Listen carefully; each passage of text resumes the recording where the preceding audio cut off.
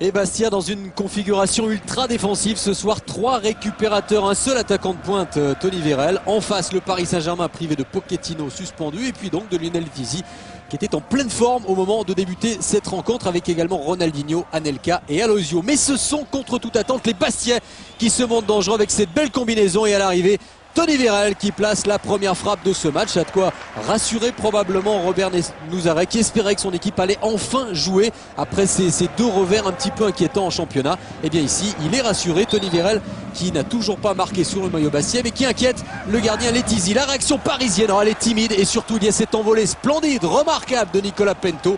Le coup franc signé Arteta, Potillon qui est également monté et regardez comment Pento arrive à éloigner le danger. Le Paris Saint-Germain va dominer cette première demi-heure avec tout de même cette organisation en face très bien construite de la part des Bastiais qui cause beaucoup de soucis aux Parisiens. Ici peut-être Hugo Léal qui a été un petit peu oublié, il tente sa chance, ça passe très nettement au-dessus.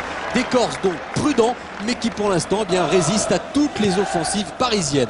Ballon pour Ronaldinho, elle est peut-être en passe courte, justement l'accélération, elle est rapide, brutale et à l'arrivée, José Aloisio ouvre le score pour le Paris Saint-Germain après 28 minutes de jeu. C'est quasiment la première fois qu'on a eu enfin une action construite grâce à ce quatuor. Hugo Léal au départ, ensuite le trio Ronaldinho, Anelka, Aloisio. On se passe évidemment plusieurs ralentis pour apprécier, pour admirer justement ce jeu collectif, cette belle leçon offerte par le trio offensif de la soirée. Et Aloisio qui inscrit là son 5e but en championnat. C'est bien sûr le meilleur buteur du Paris Saint-Germain. Bastia qui avait bien résisté jusqu'à présent, une tactique vraiment au point par Robert Nouzaret. Évidemment tout change à la mi-temps parce qu'il n'y aura pas eu d'occasion d'ici là. On en est donc à 1-0. La seconde période, on espère un peu plus d'animation dans le jeu parisien avec cette ouverture de Ronaldinho pour Hugo Léal. C'est toujours pas cadré et le Paris Saint-Germain va petit à petit s'endormir. Les Bastiais vont au contraire faire rentrer quelques joueurs offensifs comme par exemple Beneforti et voilà des Bastiais enfin plus conquérants, plus menaçants. Vérel pour Beneforti, belle frappe et Lionel Letizy était sur la trajectoire. Ça a le mérite peut-être d'agacer un petit peu les Parisiens et d'être à nouveau de plus en plus acculés dans leur camp. Les Bastiais commencent à croire en l'espoir d'essayer de revenir, qui reste sur 4 défaites lors des 5 dernières journées. Du changement pour José Aloisio, vous voyez son protège-dents. Anelka également a un protège-dents du côté du PSG. Il sort avec le crâne en sang.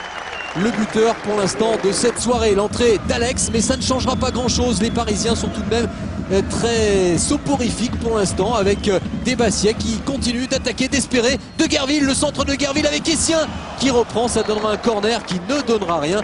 Mais en tout cas Bastia continue d'insister et il n'y a plus vraiment d'offensive parisienne dans cette rencontre. Le PSG se contente de gérer, d'attendre son adversaire. Et les Bastiais avec leurs propres moyens qui essayent de revenir. Un coup de pied était tout de même un corner pour le PSG avec la reprise d'Edouard Cissé, elle part bien. Et Pento du bout des gants qui arrive à repousser ce ballon. Cette frappe façon JJ Okocha. Regardez en première intention. C'était cadré mais Pento arrive à repousser ce ballon. Toujours ce score de 1-0 pour le PSG. C'est quasiment la seule action dangereuse du Paris Saint-Germain en seconde période. Manso du côté Bastia a fait son entrée avec ici ce bon centre de Manso. Cette tête un petit peu de panique dans la défense parisienne. Et Essien qui n'est pas vraiment récompensé de ses nombreux efforts aujourd'hui. Bastia qui bute inlassablement et qui va finalement s'incliner. Il y aura eu 6 minutes d'arrêt de jeu. Pas vraiment pour voir plus de spectacle dans cette rencontre. On retiendra uniquement ces 3 points pris par le PSG qui a enfin confirmé sa victoire à Sedan. Car c'est la 2e victoire consécutive pour le Paris.